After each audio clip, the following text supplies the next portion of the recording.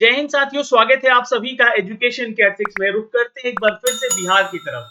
आज चर्चा फिर एक ऐसे आयोग की होगी जो परीक्षाओं की तिथि तो निकालता है लेकिन बार बार उसको स्थगित भी करता है, चाहे वो छोटी बहाली हो या बड़ी बहाली हो। मैं सबके बारे में चर्चा करता हूँ और हर बार आयोग के ऊपर जो है एक जो कहते हैं ना कि मतलब बदनामी का धब्बा इसके ऊपर लगता ही लगता है, चाहे वो कोई भी बहाली निकाल रही है। आपको याद होगा कि बिहार एसएससी का फर्स्ट इंटरमीडिएट का एग्जाम जो निकाला था इन लोगों ने, वो 8 साल के बाद इन्होंने रिजल्ट दिया था। मैं आपको पूरा इतिहास अगर बताने बैठूं तो कोई ऐसा परीक्षा नहीं जिसका पेपर यहाँ पे लीक नहीं हुआ है। तो गलती कहाँ है? क्या आयोग में बैठे अधिकारी ऐसे कर रहे हैं? गलती कहाँ है? क्या मंत्री लोग ही इसकी बहाली की प्रक्रियाओं को बार बार लटकाने, निकालने, परीक्षा का सेटिंग करवाने में लगे हुए हैं?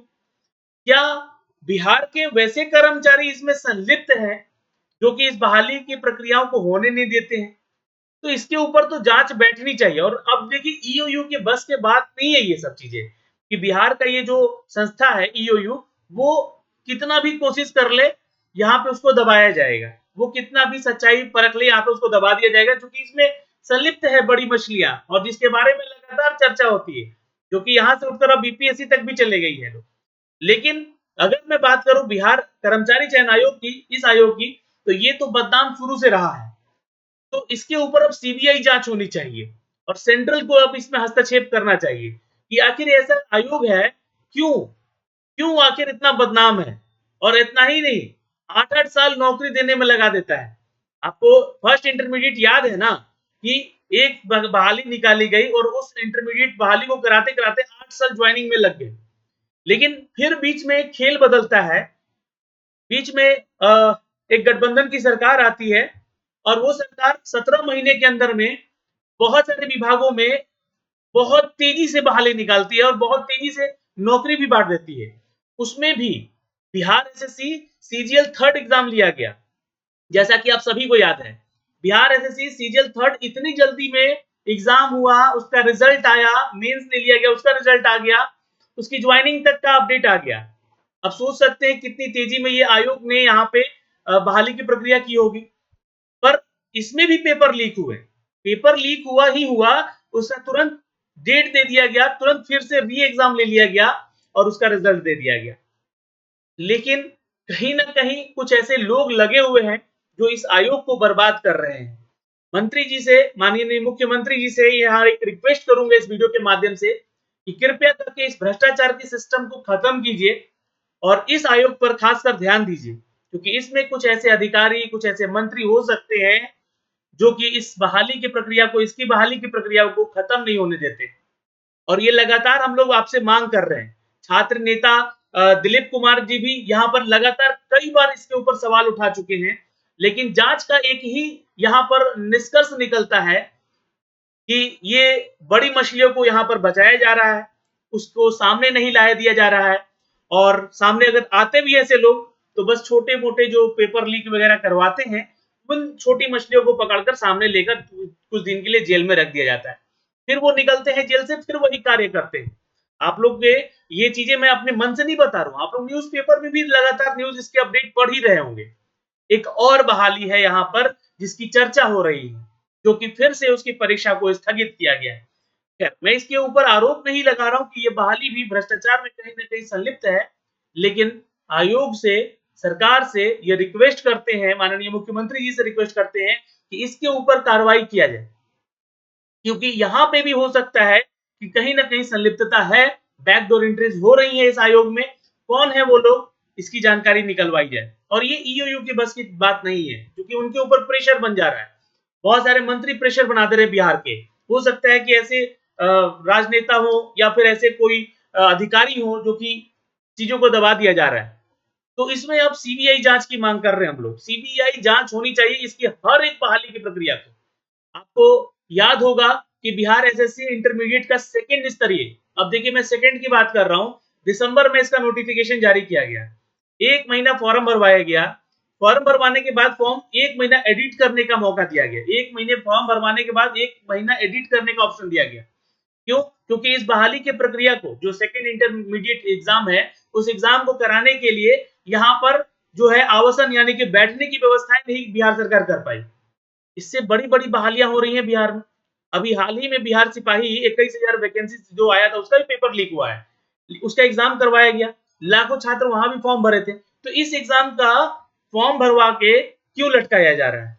क्या ये बहाली जो इंटरमीडिएट वाली है, ये बहाली इलेक्शन मोड की है, यानी इलेक्शन के लिए निकाली गई है? इसका भी जवाब दीजिए आप लोग भाई। और आयोग से भी ये सवाल पूछा जा रहा है कि आखिर विलंबता क्यों है? इलेक्शन है, इलेक्शन है, इलेक्शन है तो ठीक है। हर जगह स्कूल में व्यवस्थाएं हो रही हैं, एग्जाम हो रहे हैं, हर तरह के एग्जाम हो रहे हैं। सेंट्रल के जितने एग्जाम निकल रहे हैं वो भी एग्जाम कंडक्ट करवाए जा रहे हैं बिहार में। तो उनकी व्यवस्थाएं हो रही हैं, लेकिन अपने राज्य की व्यवस्थाएं क्यों नहीं? और पेपर लीक क्यों हो रहा है? इन सब का जवाब चाहिए हम लोगों को। ये छात्र हित में ही हम लोग बात करते हैं, तो छात्र हित के लिए आप लोग भी बात कीजिए।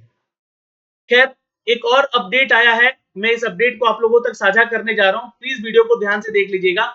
इस एग्जाम से जो जुड़े हुए छात्र हैं उनके लिए है यह अपडेट। एक और परीक्षा का डेट स्थगित किया गया है।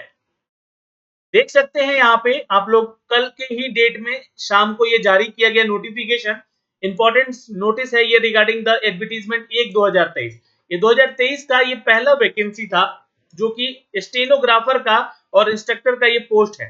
अब देखिएगा, इंस्ट्रक्टर के ये पोस्ट के लिए यानी कि आशुलेखन अनुदेशक का ये पोस्ट है, जिसके लिए कि आप लोगों का व्यवहारिक परीक्षा जो कि उसके आधार पे 271 छात्रों को सेलेक्ट किया गया। और ये भी बहाली देखिए, ये बहाली में फिर से आपको याद दिला दूं कि ये जो है ना 17 महीने के अंदर में ही निकाला गया। सब कुछ एग्जाम जल्दी ले लिया गया, लेकिन जैसी सरकार महागठबंधन की गिरी है, मैं ये नहीं कह रहा हूं कि यहाँ पे आप पॉलिटिकली बात कीजिए या पॉलिटिक्स के ऊपर चर्चा हो जाए इस पे, नहीं। आखिर वो सरकार इतनी जल्दी कैसे एग्जाम करवा रही थी, ये सवाल बनता है। और ये सरकार जो है इतनी विलंबता क्यों दिखा रही है, ये भी एक सवाल बनता है। तो यहाँ पर जो है इनके प्रमाण पत्रों की जो समीक्षा हेतु 3 अप्रैल और 4 अप्रैल को आमंत्रित किया गया था। तो 3 और 4 अप्रैल को प्रमाण पत्रों की समीक्षा हेतु निर्धारित कार्यक्रम अपरिहार्य कारणवश अगले आदेश तक जो है स्थगित किया जाता है। और आवश्यक अपेक्षित अनुमति प्राप्त होने ही प्रमाण पत्रों की समीक्षा पुनः आयोजन की तिथि घोषित की जाएगी। तो देखिए, डॉक्यूमेंट वेरिफिकेशन भी एक तरह से आपका जांच होता है, एक परीक्षा होती है। तो इस परीक्षा का ये जो डेट था आपका 3 अप्रैल और 4 अप्रैल का, इसको फिलहाल अभी स्थगित कर दिया गया है। जितने भी छात्र सिलेक्टेड थे यहाँ पर 1 अप्रैल को ये नोटिफिकेशन जारी कर दिया गया उनके लिए। प्लीज आप लोग वीडियो को शेयर कर दीजिएगा ताकि वैसे छात्रों तक ये सूचनाएं पहुंचाई जा सके। प्रमाण पत्रों की समीक्षा पुनः आयोजन की तिथि घोषित की जाएगी। और निर्देश दिया जाता है कि अद्यतन सूचना के आलोक में यहाँ पर बिहार एससी का ये वेबसाइट आप लोग अवलोकन करते रहें, लगातार इस पे विजिट करते रहें। देखिए, बिहार एसएससी इंटरमीडिएट एग्जाम को लेकर जो है एक नोटिफिकेशन जारी किया गया था। ये कब? तो 16 फरवरी को लास्ट। लेकिन उसके बाद कोई भी नोटिफिकेशन उसके बाद जारी नहीं किया गया है। इसमें सुधार करने की ही मांग की गई थी। आपने ओटीपी अगर खो दिया उसकी मांग की गई थी, तो उसको लेकर यहाँ पे दिया गया समय। तो ये सारी चीजें हो रही हैं, लेकिन इसके एग्जामिनेशन डेट को लेकर कोई अपडेट नहीं आ रहा है।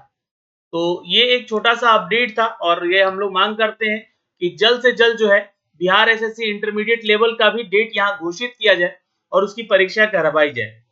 और ये नोटिफिकेशन स्टेनोग्राफर का है, जहां पर आपका डीवी होना था, उसके डेट 3 अप्रैल और 4 अप्रैल को स्थगित कर दिया गया है। तो ये सारी चीजें चल रही है आयोग में, जो नोटिफिकेशन हमने आपको दिखाया है। फिलहाल इस वीडियो में इतना ही, फिर मिलेंगे अगली वीडियो में। जय हिंद।